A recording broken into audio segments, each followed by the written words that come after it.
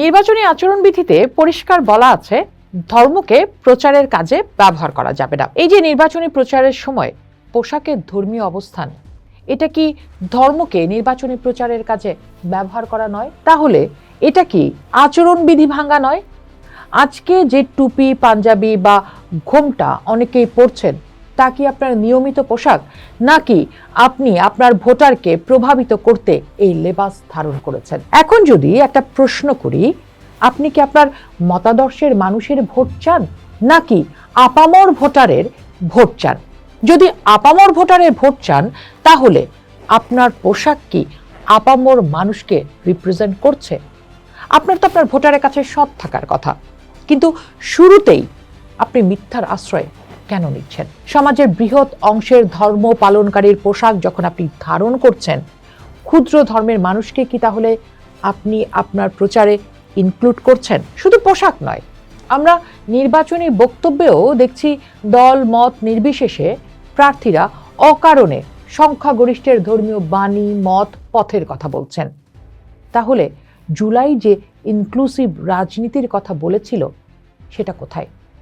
এই প্রশ্নগুলো দিয়েই আজ শুরু করতে চাই। এই উপমহাদেশে পোশাকে ধর্মীয় রাজনীতি হাজির করা শুরু করেন মূলত মোহাম্মদ আলী জিন্নাহ। 1937-এ লখনৌতে মুসলিম লীগের 25তম অধিবেশনে তিনি হাজির হয়েছিলেন শেরওয়ানি আর মাথায় সেই বিখ্যাত কারাকুল টুপি। যে মানুষের রাজনৈতিক জীবনের প্রথমে টুপির অস্তিত্ব ছিল না, 37-এর নির্বাচনের ভরাডুবির পর সেই তিনিই যেন নিজেকে আমূল বদলে ফেলেছিলেন।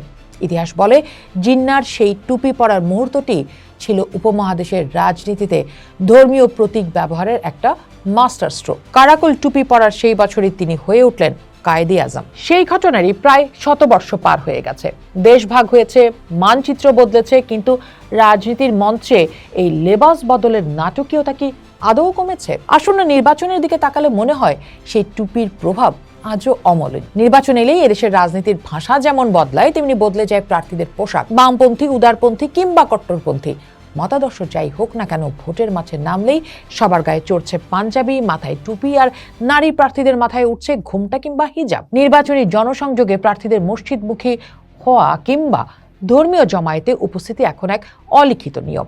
12 ফেব্রুয়ারি নির্বাচনকে সামনে রেখে এরই মধ্যে প্রার্থীদের এমন ধার্মিক রূপ ভোটারদের চোখে পড়ছে। কিন্তু কেন এই বিশ্লেষণ?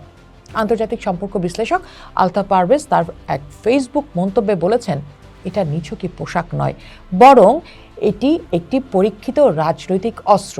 এতে যে কাজ হয় না তা বলা যাবে না, না হলে এত স্মার্ট প্রার্থীরা এই কৌশল নিতেন না। অর্থাৎ প্রার্থীরা খুব সচেতনভাবেই ভোটারদের মনস্তত্ত্ব নিয়ে খেলছেন।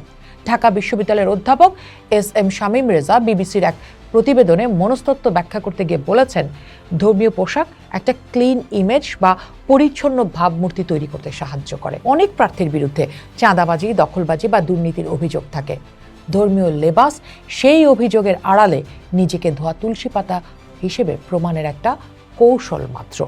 এবার একটা প্রশ্ন করি, বাংলাদেশে যখন অসাম্প্রদায়িক চেতনার দেশ, তখন নির্বাচনের সময় ঢালাওভাবে ইসলামী প্রতীক ও পোশাকের ব্যবহার বাড়ে, তখন তা কি ধর্মীয় সংখ্যালঘুদের কাছে ভিন্ন কোনো বার্তা দেয় না? যখন একজন প্রার্থী শুধু সংখ্যাগরিষ্ঠের ধর্মীয় অনুভূতিকে পুঁজি করে নিজের পোশাক বদলান, তখন তিনি কি পরোক্ষভাবে সংখ্যালঘুদের বুঝিয়ে দেন না যে এই ভোটের রাজনীতিতে তারা গৌণ? সবচেয়ে বিস্ময়কর হলো, নির্বাচন কমিশনের আচরণবিধিতে ধর্মকে ব্যবহার করে প্রচারণা চালানোর উপর কঠোর নিষেধাজ্ঞা রয়েছে। মসজিদ, মন্দির বা উপাসনালয়ে গিয়ে প্রচার চালানো দণ্ডনীয় অপরাধ। আচরণ বিধিতে প্রার্থীর ছবির ধরন নিয়েও নির্দেশনা আছে, কিন্তু বাস্তবে তার প্রয়োগ কোথায়? বরং সেদিকে বৃদ্ধাঙ্গুলি দেখিয়ে ধর্মীয় স্থান আর পোশাকই হয়ে উঠেছে নির্বাচনী প্রচারের অন্যতম অস্ত্র। ঠিক এই জায়গাটিতেই আমরা যদি বাংলাদেশের নির্বাচনের ইতিহাসের দিকে একটু তাকাই, দেখব কিভাবে স্থান এবং ধর্ম ব্যবহার হয়েছে নির্বাচনী প্রচারের কাজে। রাজনৈতিক বিশ্লেষক মহিউদ্দিন আহমদ বিবিসি বাংলাকে এক সাক্ষাৎকারে বলেছেন, যে আওয়ামী লীগ অসাম্প্রদায়িক বলে নিজেদেরকে দাবি করেছে, সেই আওয়ামী লীগই নির্বাচনী ম্যানিফেস্টোতে লিখেছিল কোরআন ও সুন্নাহ বিরোধী কোনো আইন করতে দেয়া হবে না। 1971 সালের 3 জানুয়ারি রেসকোর্স ময়দানের জনসভা শেষে নারায়ে তাকবীর আল্লাহু আকবার বলে স্লোগান দিয়েছিলেন শেখ মুজিবুর রহমান। স্বাধীনতার পর বাংলাদেশে ধর্মের নামে রাজনীতি নিষিদ্ধ থাকলেও 1975 সালে তিনি ইসলামিক ফাউন্ডেশন তৈরি করেছিলেন। জিয়াউর রহমান সংবিধানের মূল নীতি ধর্মনিরপেক্ষতার স্থলে সর্বশক্তিমান আল্লাহর উপর চূড়ান্ত আস্থা এবং বিশ্বাস সংযুক্ত করেন।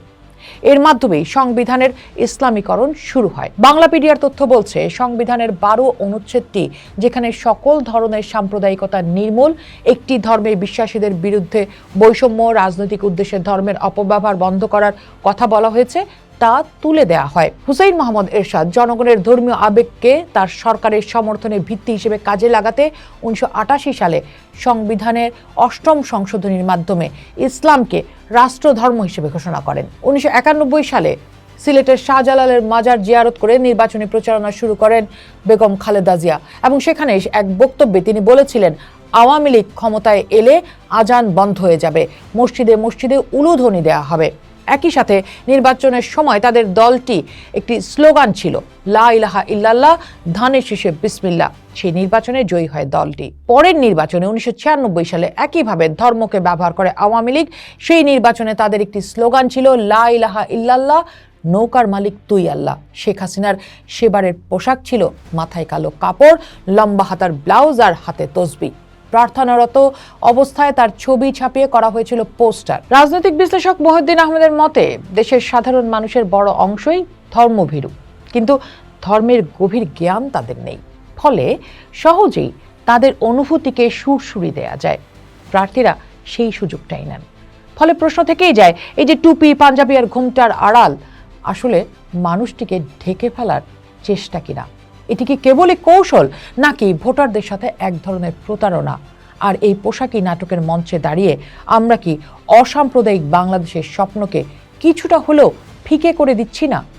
100 বছর আগে জিন্না যে টুপির রাজনীতি শুরু করেছিলেন, আজও কি আমরা সেই একই বৃত্তে বন্দী? উত্তরটা হয়তো ভোটারদের ব্যালটেই লুকিয়ে আছে, কিংবা হয়তো নেই। পোস্ট দেখুন, ভাবুন, পোস্টের সাথেই থাকুন।